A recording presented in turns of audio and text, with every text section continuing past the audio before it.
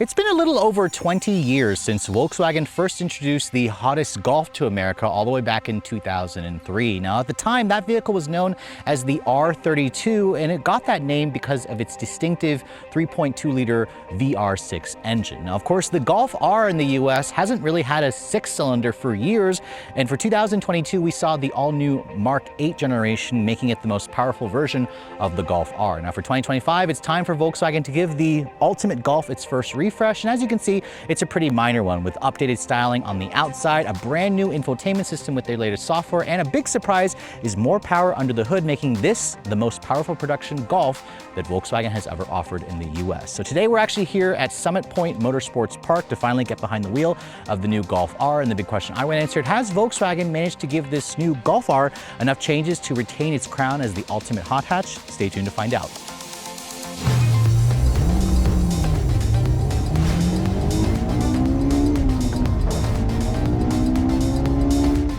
Now, because the Golf R is known as the ultimate version of the Golf, let me go ahead and start by what's going on underneath the hood, because that's what enthusiasts really care about when you're talking about a performance hot hatch. And this is where I have some good news, because for the refresh in 2025, Volkswagen actually managed to get a little bit more power out of their EA888 Evo 4 2-liter turbocharged direct injection 4-cylinder. It now makes 328 horsepower. That's an increase of 13 additional ponies versus the 2024 model. Volkswagen says they got that extra power from a simple ECU reflash. So I imagine something that owners will probably end up doing in the aftermarket.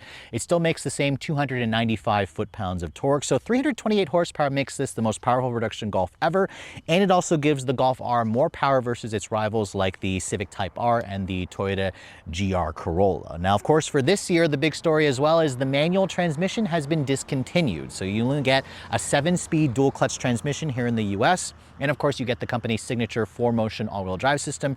They have added a rear torque splitter this year, which can send up to 100% of the power to the rear wheels to give this thing even more drift capabilities and give it more of a rear drive feel. Fuel economy is rated at 22 in the city, 31 on the highway. That is, of course, on premium gas. You have a 13-gallon fuel tank. I would estimate around 330-ish miles of range on a full tank. Volkswagen says with the launch control, this vehicle is capable of sprinting to 60 in 4.6 seconds. So we'll test it out when we get out on the road.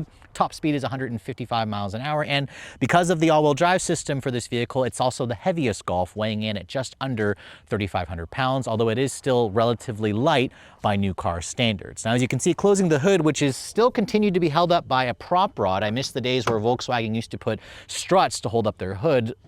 Let's go ahead and talk about the exterior styling, because there are some updates for 2025.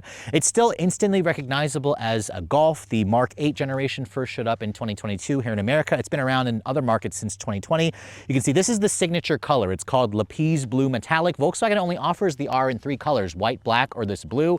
You can see it's got the signature design elements here. As opposed to the GTI, which has red, there's lots of blue accents here. So you can see there's a blue line going along the upper portion of the headlight that goes into the grille. You also have an LED light bar in the grille with the blue line. The Volkswagen logo gets illuminated this year, which definitely gives this thing a very unique premium light signature. You can see their IQ light technology adds a mechanical steering system where it actually will change directions based on your steering inputs. They are a full LED, as you can see, with LED turn signals. There's a very subtle R badge here in the grille, which I actually think is too subtle. There's times where I think the GTI actually looks better. The front bumper gets a little bit more aggressive this year with some functional air intake openings, some gloss black, as you can see, a slightly different look to it as well. And you can see with the Lapis Blue and the functional air intake openings, it certainly is an attractive vehicle, but I actually still think that there are parts where I see the GTI as a more aggressive looking vehicle, but that's kind of the point about the Golf R. It's always kind of been a sleeper car. This thing doesn't scream boy racer the way a Civic Type R would, although the new one is actually pretty restrained, or a GR Corolla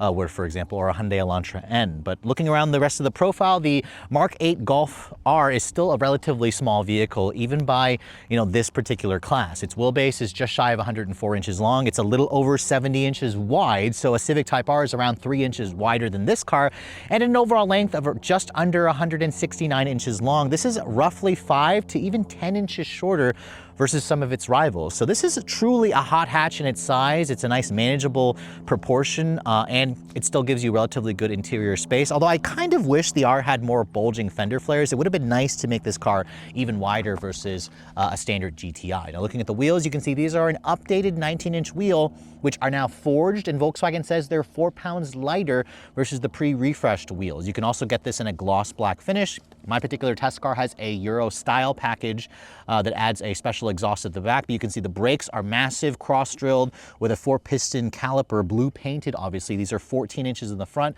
12 inches in the rear. The Rs come standard with their DCC, dynamic chassis control, so it's got adaptive dampers, around 4.5 inches of ground clearance. I appreciate how there's kind of like a full paint finish here. The tires are 235 by 35, so it's a really thin sidewall for this tire, but it's a Hankook summer performance tire. So again, this is going to give you the most grip. I personally like the way these wheels look versus the gloss black that you can get with the black appearance package that's like a little bit extra versus this particular model without it. Now you can see there's also a subtle R badge over here. The Rs come standard with a gloss black mirror, which have integrated turn signals as well. And you can see there's no chrome along this vehicle, and you can also option a black roof, but my test car, as you can see, with the Euro style package, deletes the sunroof. So that's helping to reduce weight and lower the center of gravity. I personally would rather have the sunroof, so I would skip the Euro style package. But again, if you're a purist, an enthusiast, this is gonna give the Golf R a little bit more of that edge when you're taking it out to the track. You can see looking at the back, the design's pretty much carried over. There are more evident styling changes at the front of the vehicle. You still have a larger wing spoiler here at the back for this hatch. You have a rear wiper that sits on the back of the glass. It would look a lot better if the windows were tinted. The taillights, as you can see, they are a full LED with LED turn signals as well, LED reverse lights. The R logo here is also very subtle. Sadly, this Volkswagen logo here doesn't actually light up like you find in some other Volkswagens. And then down here, this is the whole reason why you added the Euro style package, because this exhaust system is an Akrapovic titanium exhaust that has always been available in Europe for a very hefty price tag. It does change the way this vehicle sounds, so we'll fire it up. You guys can hear how it sounds real quick.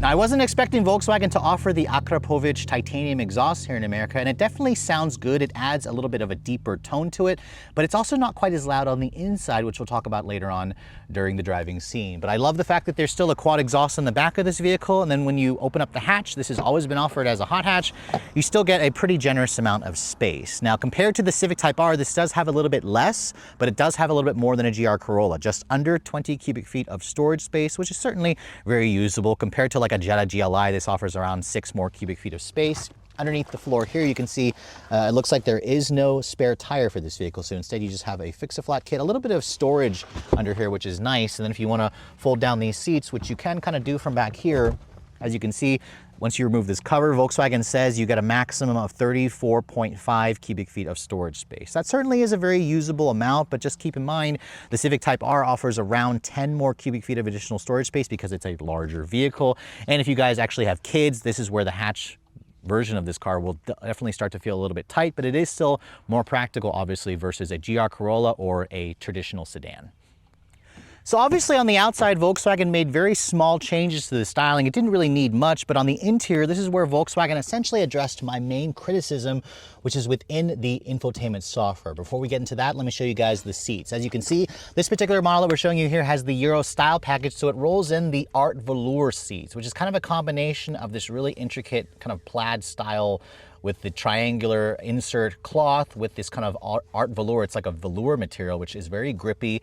It also has some leather as well with the contrast blue piping and stitching. I love the interior color combined with the lapis blue. It's got the R logo embossed in the actual seat back. The seats themselves are exclusive to the R. They hold you in place nicely, but they're also not too aggressive, which I prefer. What I don't like about the Euro style package is it deletes the power seat. So instead I just have a power for the recline function, but the adjustment for the height is now manual. The adjustment to move it forward and back is now manual, and you lose the cooled seats, and you also lose the memory seat function because, again, no power seats. So I don't like that. Volkswagen's doing it to, I guess, reduce the curb weight of the vehicle and kind of go with the more purist theme. But for me personally, I want those features, so I would skip the Euro style package. Now, getting inside the vehicle, you can see it has that typical low step-in height. It is, after all, a hot hatch. As I close the door has a nice solid sounding thunk. Remember, this is built off of their latest MQB architecture, which is about 15% stiffer versus the old Mark 7 platform. Now, as you can see, here's the key fob for the vehicle. All Golf Rs come with Volkswagen's latest Intelligent Access key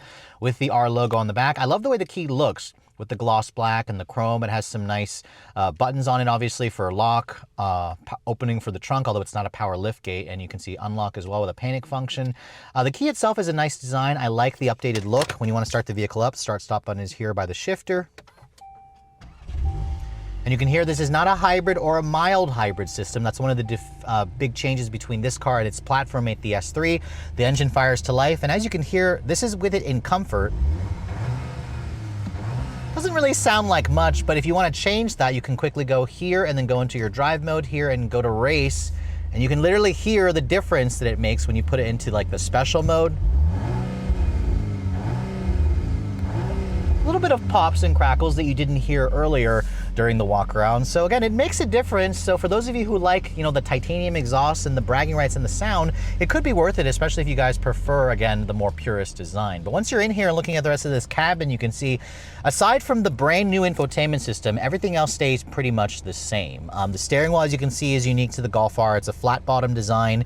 It's got these big plastic paddle shifters connected to the wheel to change gears. Unlike the GTI, however, you still get the touch capacitive buttons here on the steering wheel, which are illuminated, obviously, along with your heated steering wheel function. And that's because this vehicle still has this dedicated R button here, which allows you to basically have quick access to your drive modes to switch it into whatever mode you want.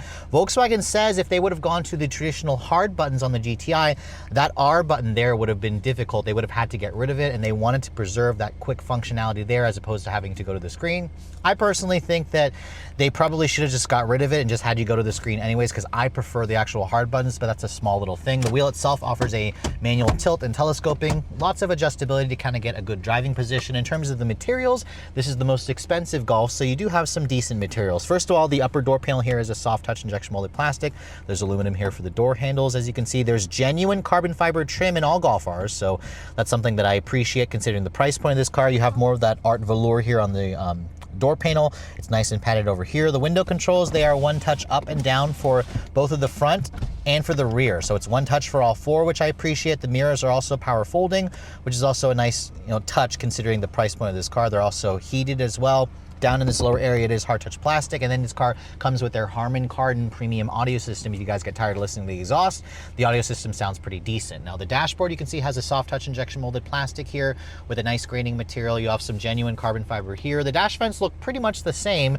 I appreciate how they're a traditional manual style. You have some touch sensitive controls here, but as you can see, this is the big upgrade here, because in addition to the 10.25-inch fully digital cluster, which basically looks the same, this has their latest software, their MIB3 software, which includes wireless Apple CarPlay and Android Auto. You can see there's a dedicated home button there that pulls up basically, the home screen, which has a combination of GPS, your vehicle status. There's also wireless Apple CarPlay and Android Auto. You can see this 12.9-inch display is nearly 3 inches larger than the old model, and I didn't really think it needed to be bigger, but it looks fantastic in this car. As you can see, it's nice and upright. It doesn't really block my view, and the icons are nice and large, so it's easy to kind of scroll through and use this system. The software is also greatly improved. It's much quicker in its response time. It doesn't lag as much, although there were times where I was driving this car and randomly it just disconnected my phone from the CarPlay, and it annoyed the crap out of me because I was using GPS, but that was a one-time thing. So I'm gonna chalk it up to maybe it just decided to have an aneurysm and just kind of disconnect there. But click that button there, it goes into your 3-zone automatic climate control. There's also an air filtration for the vehicle here, so it kind of filters out pollen and nasty things, nasty particles in the air as well, which is pretty nice. If I push that, that brings up basically all of your different sources and icons. You can go into your ambient lighting here, and you can kind of change the color of the instrument panel and the background for this. In addition to the ambient lighting, you can see there's also a little ambient light strip there. I actually love how Volkswagen kind of it gives you that adjustability with 30 different colors. You can also increase or change the brightness here. So that's, again, a feature you don't find in some of its competitors, and that's where Volkswagen kind of shows off its premium ambiance. You can see the infotainment system here has built-in GPS. As you can see, the screen is nice and large. This push that, it brings up basically your favorites where you can access the heads-up display. You can turn on and off the start-stop. You can access the stability control system to go into a sport mode. That's how you activate the launch control. And you can also zero out the trip, and you can go to basically your drive mode selector. There's a total of, it looks like 5 different modes here. However, if you go to race mode, you can see it brings up 2 additional race modes, drift and special. As you can hear, in the special mode, this is going to be the most aggressive setting for this vehicle. It even revs up the car, which is cool. The drift function is going to be nice if you guys want to actually go sideways, because again, Volkswagen added that rear torque splitter, which appropriates up to 100% of the power to the rear, to the each side rear wheel, which again is kind of like real torque vectoring. It's something that Acura does in super handling all-wheel drive, so it's kind of cool that Volkswagen's kind of implementing that there. It's all, really easy to use, big, bright, beautiful graphics. Your heated seats are gonna be located here. Again, this car should have cooled seats, but it deletes that when you guys go for that style package. But overall, as you can see, this screen, this software is a big improvement and was one of my sour points of the pre-refresh car. So it's good to see Volkswagen was listening and they fixed one of my biggest problems. Now down here in the center console area, you can see there's a wireless phone charging pad, which Volkswagen says is faster. It charges up to 15 watts now, and it also has built-in ventilation where it actually will help to cool your phone, because phones get really hot when they're in wireless chargers. So Volkswagen again was thinking about that little detail. This area here has too much piano black plastic. I don't love this. It shows fingerprints and scratches very easily. You can see this little knob controls the gear selector. If I push it forward here, it goes into reverse. No 360 camera, however. You do have front and rear parking sensors. There is park assist for this car, so it will actively parallel park for you, and it'll also engage the gear that it needs to go into and work the throttle. That's new this year. So again, that automated stuff is really impressive, although I'm surprised it doesn't have a full 360 camera system. You can see electronic parking brake here, some storage along the side here where it fits the key fob nicely, and then you can see your cup holders are here where you can actually, again, have a little area there where you can adjust the way this is right here for different size cups. You can see the center console area is nice and padded. You can also raise this up, adjust the actual angle of the armrest. There's a pretty decent amount of storage in here. This also slides forward and back. So again, lots of premium touches that Volkswagen is giving us back, where there was a time where they were kind of cheaping out some of their earlier or previous generations. And you can see the seats, like I said earlier, comfortable and supportive. I love the way they look, but I personally would go for the actual black leather, which includes the ventilation. This color combination looks good with the blue. If I open up the glove box here, you can see it's a pretty big size glove box, damped but not lined with felt. It's a bin style. It has a really good amount of additional storage. So overall, the interior is basically centered around the new infotainment system. No sunroof, as you can see on this model. It gives you a little bit more headroom if you plan to track the car. This is good for you taller folks out there. But overall, it's still a nice place to spend time. Just, again, you have to decide if you want to lose features to get the Euro style package. But let's go ahead and hop into the backseat area and show you guys what that space is like. Now, as you can see, back here, the seats have the same art velour style here with the contrast stitching, the velour and the cloth mixed in with the leather. You can also fold this seat down to expand the cargo. It creates almost a flat floor, which is nice. The seat, however, does not recline or adjust forward and back, which I wasn't expecting it to. But once you're back here, you can see Volkswagen says you have around 35 inches of legroom, which is a pretty good amount actually for, somebody my height at 5'7". This is basically my driving position. I have good foot space. There is a large hump here for the drive shaft. Obviously, you do have rear seat air vents, heated rear seats back here, which I wasn't expecting to find, although they're not turning on, and I don't know why. It's possible that it actually deletes the heated rear seats for this with the Euro style package, and the button is still there. You do still get their 3-zone climate control, which is unheard of in this segment. And as you can see, I can kind of get back here and cross my legs. You have some good storage here for smartphones, 2 of them, in addition to this little pocket here on both seat backs, which is nice. Unfortunately, hard plastic material back here, so it is a downgrade versus the front. You still get the art velour here, along with this padded area here with the aluminum door handle accent, which is nice. The head restraints, you can see, are adjustable. They're at a good position. I have good headroom space, and you can see, fold this down, it gives you an armrest with 2 cup holders. This is something that I don't think the GR Corolla offers. So again, if you're looking for a back seat that can accommodate average sized adults, this is good, but I believe the Civic Type R offers a little bit more legroom space. But there are a few additional features in this car, like the heated seats and the 3-zone climate control, which is kind of, again, unheard of in this particular segment. So here we are behind the wheel of the updated Volkswagen Golf R. And this thing got an extra 15 horsepower, which is definitely not, something I'm going to complain about. I love the fact that this car has additional power. It certainly is going to, give this thing more bragging rights as the ultimate version of the R. Now, Volkswagen says with the dual clutch, you should be able to get to 60 in around 4.6 seconds. I have it in race mode with the stability control in its Sport Plus setting. Let's go ahead and see what we can get here 0 to 60 wise. We'll brake torque it and we'll floor it here. Oof! Oh! Wow, 0 to 60 there in 4.03 seconds. 4.03 is certainly unexpected. I knew this car was going to be fast. I knew the 4.6 was a conservative time, but man, does this thing really launch hard. It feels good when this thing launches too. It sounds good. This one has the Euro style package, so it has the Akrapovic exhaust that I'm probably mispronouncing. Let's try another run here. I'm going to floor it again. 4,000. Oh! Oh! With that all-wheel drive system there, whew. All right, that's 4.28 seconds. This is with it more on level ground. Back on our first run, we were actually going downhill slightly by about 4% or 3.8% gradient. So 4.2, 4.3 sounds about right. And this thing is quick. I mean, 328 horsepower makes this the most powerful version, the most powerful production Golf R that Volkswagen has ever done. And it certainly feels that way. This thing has the face distorting thrust that you expect, from a vehicle that has this much power with all-wheel drive, with launch control. That dual clutch is also a fantastic transmission.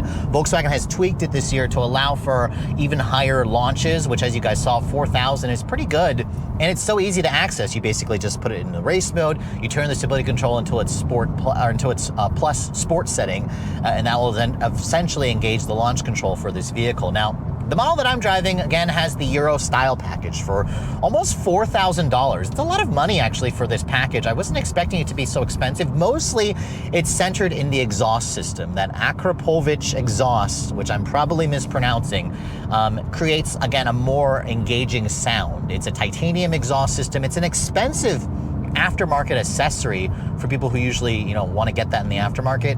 And it does, again, create a little bit of sound, additional sound from this car. And I have to say, it has some nice pops and cracks in the exhaust. It has a nice deep, wail to it when you really put your foot down. It's not, again, as loud as the Hyundai Elantra N. The N team at Hyundai just really outdid themselves when it comes to the sound of the Elantra N. But this is definitely, I think, a little bit nicer versus the Civic Type R. I like when I lift off the throttle there, it makes a little bit of a nice pop and a crack from the exhaust system, which I think sounds pretty good. The overall feel of this car basically feels like a hotter version of the GTI. I mean, the steering in this car is so quick and direct and responsive. The ride quality, even in this R mode right now, it's in its most aggressive setting with the adaptive dampers. It feels really good. The chassis feels nice and stiff. There's not a single squeak and rattle in this car as I go over bumps. The steering is so lightning fast. I mean, look at how quickly this vehicle just changes directions. It's incredible how Volkswagen has tuned this vehicle. And again, this is a car that you can daily drive. It feels as engaging as your favorite sports car, but you can basically just daily drive this thing in comfort. Now, with this Euro style package, it deletes the leather and it also deletes the power seat and the ventilated seat and the memory seats, which I don't like how it does that, but I'm guessing Volkswagen does that to save weight. And you also get this velour seat material, which I have to say, I like the seats. I like the color. I like the different colors that you get. I also really like how the velour, this cloth is a very grippy material. You still get a heated seat function and a heated steering wheel function, but you lose the cooled seats, which for me personally, I want the cooled seats, especially on those hot summer days, and the memory seats would be nice, but I mean, listen to the way this car feels and sounds. It's just so mechanical. And even though, again, there's no more manual transmission, which as an enthusiast, I am a little sad about. This thing actually will hold the gears too and leave it in manual mode until I pull and hold the paddle and put it into sport mode. So that's really nice. That, shows you that Volkswagen is a driver's brand. They care about driving enthusiasts, even though Most driving enthusiasts would, complain and moan that there's no more manual, but you know what? VW says for the Golf R, the take rate was about 60-40, which is still pretty high. There was a 40% people taking the manual transmission, but we got a little bit more power. We got a new infotainment system this year. We have some styling changes. We have this Euro style package with that exhaust system. And you can also get it with the black package that gives you these really nice black wheels. The forged wheels on this car also are 4 pounds lighter versus the pre-refresh version. So that helps to reduce unsprung mass, and it makes this vehicle feel more responsive, more playful, more just joyous in corners, and that's kind of the purpose of a Golf R. We're actually heading over to Summit Motorsports Park. If I have a chance, I'm going to do a quick driving scene out on the track, but that's the thing about the Golf R is you can access the drive modes here on the screen, which I don't love, but it's a pretty quick access just by hitting that. You can go into the different drive modes here. You can also adjust and go to a comfort set or a custom setting there where you can kind of put everything into your liking. If you go into the comfort setting here, this is where you basically can adjust the stability control, or I'm sorry, the DCC, the adaptive dampers, to whatever setting you'd like. There's like 15 different settings. I will say that even in the most aggressive setting in race, which I just switched it to now, the ride is firm. It definitely feels firm, but it's not gonna beat you up, which is shocking. I was expecting it to be horrible in terms of the ride quality. That's where the Elantra N, again, has a really stiff ride at times. Not as stiff as like the last Kona N that I tested, but it's not as compliant as this car. It feels very much like you can daily this car all day long, even in its most aggressive setting, which is nice. In terms of quietness, the interior also doesn't have much in terms of road and wind noise, just, again, that mechanical fake engine sound that comes through, which I wish that I heard more of the actual exhaust. I hear more of the synthesized sound, which I would have preferred to hear actual exhaust considering the price of this exhaust system here. But again, it's kind of bragging rights. I mean, I didn't think that Volkswagen was going to do it. They were going to offer that titanium Akrapovic exhaust in the US, but it's nice that they do so. So they're really kind of showing that they want to appeal to their audience here. They want to appeal to the enthusiasts who are buying this kind of vehicle, and that's what the Golf R sells to. It's a niche style vehicle. Now, in terms of fuel efficiency, this model is rated at 22 in the city, 31 on the highway. I'm not going to be able to get a chance to show you guys what we're doing here in real world applications, although I can try to switch here to efficiency. It's showing 17.3 as I've been driving this vehicle on this short loop, doing hard launches in it, driving it aggressively. So I'll have to wait until I get one back home to show you guys a full fuel economy test. On a almost 3/4 of a tank right now, it's showing 340 miles of range, which I imagine this car probably isn't going to get as good a range as that in the real world, especially if you're kind of enjoying the vehicle.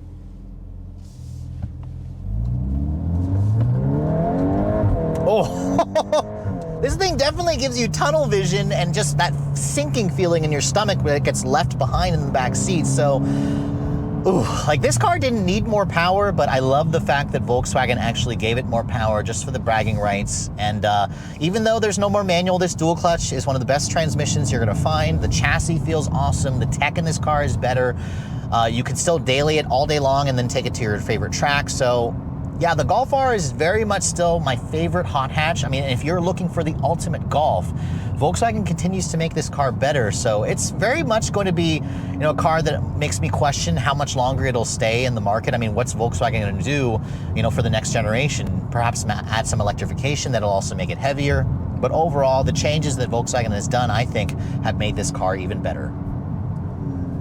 So the new Volkswagen Golf R is certainly a great street car, but how does it do on track, especially with that new rear torque splitter for 2025, which basically allows this vehicle to send up to 100% of the torque to the outside rear wheel. And for this portion here on the track, we are at Summit Point Motorsports Park on the Jefferson track. I have the vehicle in its Nürburgring special race mode. We also have the stability control in its sports setting here. And in this mode, it essentially puts the car in maximum attack mode, but it also puts the dampers in a more comfort-oriented setting to kind of deal with the rougher road conditions of the car. This vehicle, again, has 328 horsepower, a 7-speed dual-clutch transmission, and it certainly is a very track-capable car right out of the box, right as soon as you get it onto the showroom floor. Now, I just hopped out of the GTI, and I'm already noticing the extra weight of the Golf R. This thing weighs almost 400 pounds heavier versus the GTI because of the all-wheel drive system, but it has nearly 90 more horsepower to compensate for that. when you feel that extra 90 horses, it definitely makes a difference in acceleration. I mean, you guys saw the 0 to 60 time for this car is around 4.3 seconds, which is just really crazy quick. Oh, that sounds really good. Now, this model that we're driving lacks the Akrapovic exhaust system. This does not have the Euro style package, which I'm surprised Volkswagen is having us drive the heavier, sunroof equipped model out on the track. That would kind of make sense to drive the Euro style package car basically out on the track here. Put my foot down. Oh yeah, this thing sounds incredible. It's a really, really stable car. It feels lots of acceleration, also a really good transmission as well. The chassis feels rock solid. The back end's letting me step it out slightly because the stability control is in its sport setting here.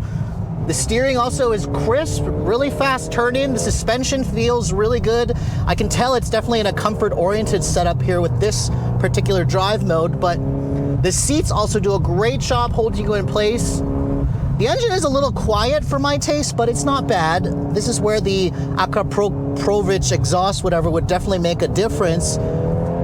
If you guys want the meanest sounding R, very stable through here, but you definitely get a sense of the, there's a little bit of understeer there. Surprisingly, the GTI didn't have that much understeer there, but the back really lets the stability control really lets the back step out if you want to have a little bit of fun. Oh yeah, this definitely has the extra pull that I was looking for versus the GTI. Good brakes, you got upgraded brakes on the R. Turn in again, really crisp. But you can feel that torque splitter trying to put the power to that outside wheel in the corners. Man, almost 100 miles an hour. This thing is, it's got some legs. This thing has the extra horsepower that you're looking for if you guys are a little bit more of a intermediate or advanced expert driver on the track. This is fantastic. I'm appreciating this extra power. This is good.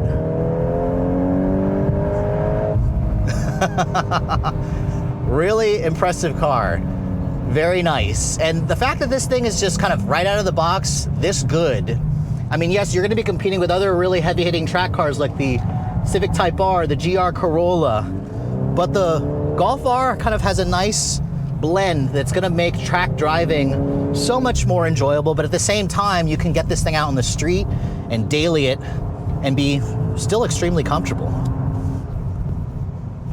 So after spending the day in WV with VW driving the ultimate version of the Golf R, I have to say the Mark 8 has always been my favorite version of the Golf. I mean, yes, this vehicle when it first came out had a lot of issues in terms of the software with the older infotainment system, but after you guys just saw, Volkswagen essentially addressed my main criticism with the latest infotainment software. The powertrain was an unexpected surprise, getting a little bit more power this year, up to 328 horsepower. Certainly a bragging right. This is more power than the Civic Type R, the Integra Type S, and the GR Corolla. And that's, again, going to make a difference for those of you who are comparing hot hatches, because as you guys saw, the way this thing drives is still phenomenal. 0 to 60 in under 4.5 seconds consistently with that launch control feature is certainly going to make this among the quickest accelerating vehicles you're going to find. It's going to smoke the front-wheel drive offerings from Honda and Acura, of course, and it's also going to keep pace with the GR Corolla, although it'll actually be faster because the manual GR Corolla is around a half a second slower to 60, and I haven't had a chance to spend a full week with the new automatic version of the GR Corolla. So obviously the changes that Volkswagen has made this car even more appealing, especially if you guys are a purist. This Euro style package, as you guys heard, with that Akrapovic exhaust system certainly makes this vehicle feel a little bit more special. While the exhaust system is an expensive option, I personally would skip it and just go to the aftermarket. There's a lot to like about the latest Golf R because of the updates to the infotainment system. It's still a comfortable car. It's still a really easy car to live with. And you can basically daily drive this thing to the track and take it to the track, and it'll basically, go all day long while you're railing on the car, while you're driving it as hard as possible. And that's kind of the beauty about a hot hatch. Now, sadly, the Golf R has definitely gotten expensive over the years, and Volkswagen has increased the price since this car first came out, because I remember it used to start at under 45 grand when the Mark 8 first showed up. Now, of course, if you want the base version, it starts at $47,100. Now, of course, this car comes really well equipped with the black leather, the heated and cooled seats, the sunroof, of course, the big 12.9-inch infotainment system, and their IQ Drive full driver assistance software. If you guys want the black edition, it's basically an extra $1,400 that blacks out all the accents. It blacks out the wheels as well. The Akrapovic exhaust is within a Euro style package for $3,800 extra. And basically the extra cost comes from the exhaust, and it also deletes a few things like the sunroof, the heated and ventilated seats, the memory seats. So for me personally, I would skip it because this model here with the Euro style package comes in at just over $52,000. That's right, we're talking about a $50,000 plus Golf. Now, if you guys can skip the Euro style package and basically just go for a base version and pick it in either blue, white, or black, you can get this car for around 48 grand, which is a more enticing deal. It's kind of right along the same price as a Civic Type R or a GR Corolla. At this level, it kind of pushes it into Integra Type S territory. Although the Acura is only front-wheel drive, you can still get that with a manual, but overall, there hasn't really been a better time to be an enthusiast looking for this type of vehicle. And again, if you're looking for one of the most well-rounded cars with all-weather grip and one of the best dual clutches you're gonna find and best launch controls you're gonna find, you should definitely put the latest Golf R at the very top of your list. With all that said, hope you guys have enjoyed my full overview on the latest version of the US spec 2025 Volkswagen Golf R. If you're also looking to see the latest cars I'm testing, be sure to follow me on Instagram at redline_reviews, like us on Facebook, and as always, guys, please keep subscribing to the Redline Reviews YouTube channel for all the latest reviews. Thank you so much for watching. I'll catch you all in the next video.